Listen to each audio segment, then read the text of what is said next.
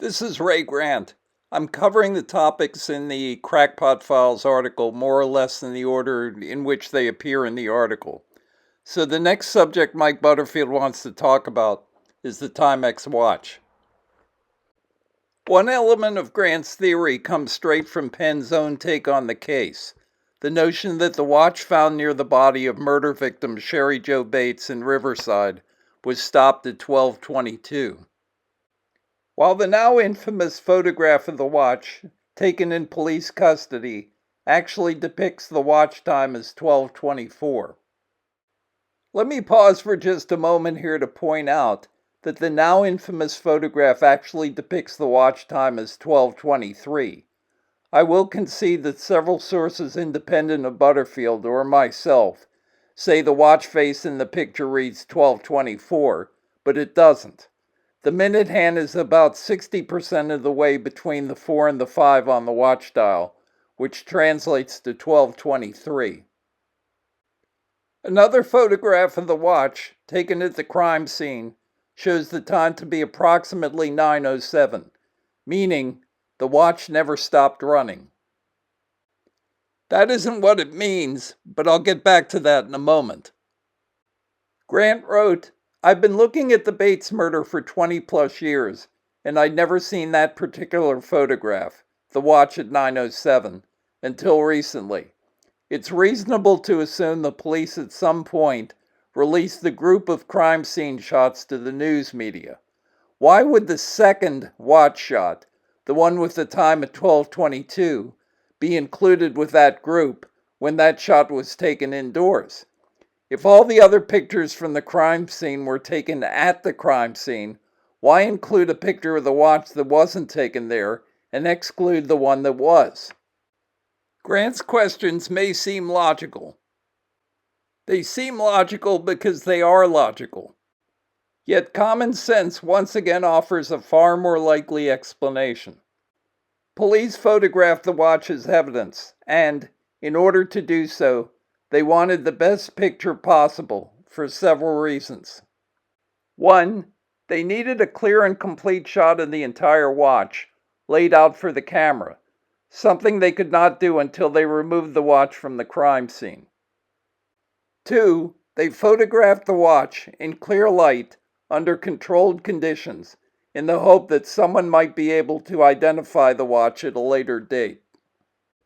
One of the problems inherent in coverage of the Zodiac case is that many of the so-called experts were not even alive at the time some or all of the crimes took place.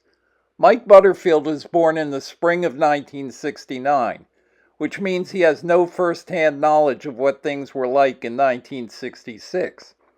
I was 15 and a half on the day Sherry Bates was murdered. In 1966, black-banded Timex watches were everywhere. Many of the men who investigated the murder wore them, many of the journalists who covered the case wore them, and many of the male students at RCC wore them. Timexes were an extremely common timepiece. Everyone knew what a Timex watch looked like. There wouldn't be any need to take a picture of one in the hope that someone might recognize it. It's like saying a crime scene unit would need to take a picture of an iPhone so people would know what one looked like. The only reasons to take a picture of such a common item would be, one, to record where it was found at the crime scene, which wouldn't apply in this case, and two, if there was something unusual about the item itself. For example, if it was a watch that had stopped. Since the 12:23 picture was taken at police headquarters and not at the crime scene, police clearly thought that the position of the watch on the ground was less important than what was unusual about the watch, which is that it was stopped. The photograph they took doesn't emphasize the break in the band. It emphasizes the time on the watch face. Let's look at the picture showing a time of 9:07. Butterfield is assuming that the 9:07 Timex is the same watch taken at an earlier time, therefore illustrating that the watch never stopped. But that assumption isn't backed up by the facts. Here is the first page from Sherry Bates's autopsy, whose surgeon was Riverside County Medical Examiner Ephraim A. Mojlan.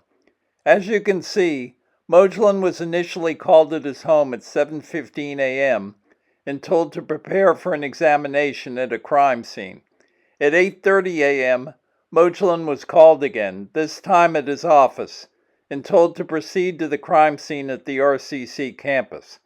Mojlan arrived at the crime scene at 9:03 a.m. and began his examination. The first question we need to ask is, what happened between 7:15 a.m., when Mojlan was initially called, and 8:30 a.m., when he was told to proceed to the crime scene? And the answer to that is obvious. The crime scene was being processed by police, which included pictures being taken by police photographers. Although crime scene processing was not as sophisticated in 1966 as it is today, one thing has probably not changed, which is that the first move by investigators is to photograph everything at the crime scene, both individually and in context, to fix everything in space. That explains how an hour and 15 minutes passed before Mojlan was called to the crime scene.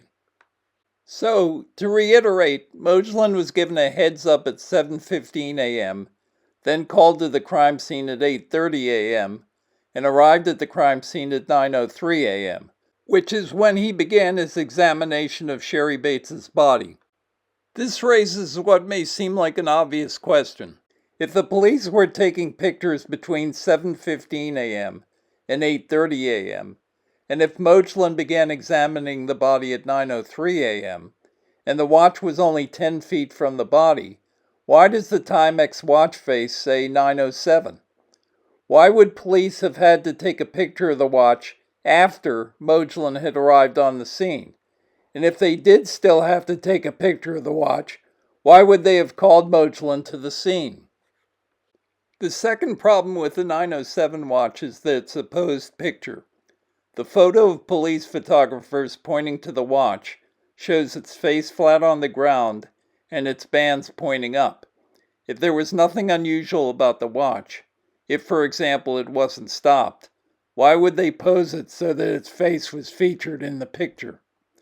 Mike Butterfield's explanation for this is as follows. The watch never stopped. No one in law enforcement ever claimed it had, and the most obvious explanation is that the photograph of the watch on the ground, with investigators pointing at the timepiece, is not sufficiently clear or detailed to accurately determine the position of the watch, and what appears to be a coiled watch band may actually be an optical illusion created by the broken half of the band, which is still connected to the other portion of the band on the other side of the watch. Did everyone get that? The picture of the watch showing the bands in a coiled position is an optical illusion. I think it's more likely that Mike Butterfield's expertise, in a case that happened before he was born, is the optical illusion. And frankly, I can't see it. As to where the 9:07 watch came from, I have no idea. I never saw the photo until it was published in 2008 by Inland Empire magazine. Bob Webster, a reporter who covered the case for the Riverside Press Enterprise, told me in May 2013 that he never saw it before. Jim Simons, the detective for Riverside PD, who was assigned to the Bates murder, told me in November 2010 that he didn't know where the 9:07 photo came from, but that he thought it might have been associated with the reconstruction that was staged at the RCC library 2 weeks after the murder.